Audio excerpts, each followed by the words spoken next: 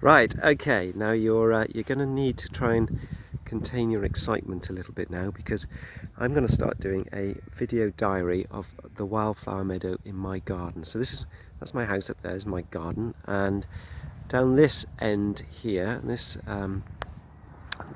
we've been trying to create a wildflower meadow on for about the last, gosh, 9 or 10 years that we've lived here, really. And when we moved here, it had been left, it had gone very rank, lots of cocksfoot, dock, creeping thistle, nettles, that sort of thing, and lots of litter and rubbish too.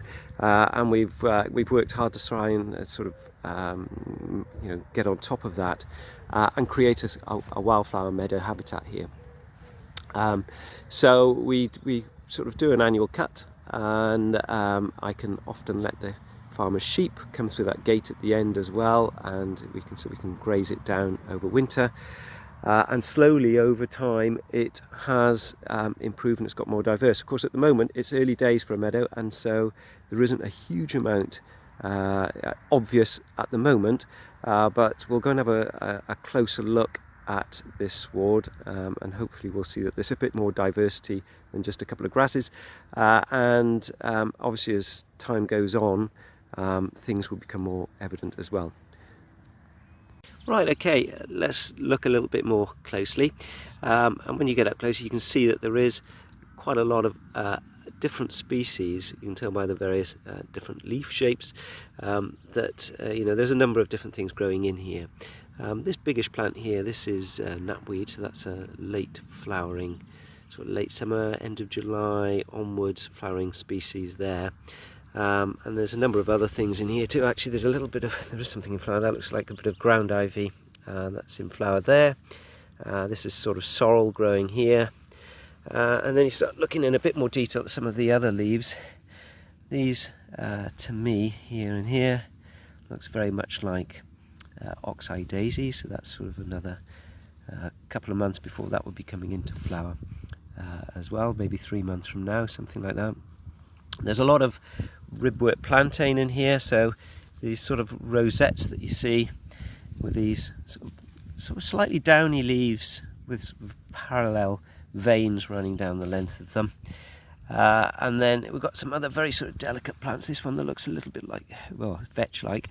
This is one of the tares. This could be one of two species of tare, which are very, at this stage, very difficult to tell apart, but become more obvious once they're in flower and once the seed pods are on them.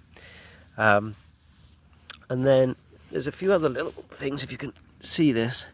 This little seedling here, this is hay rattle or yellow rattle, a very important plant when you want to establish a wildflower meadow, because it's a parasite on grasses, and that helps create space in the sward for other wildflowers to get established. And it has very pretty yellow flowers itself, which invertebrates really like.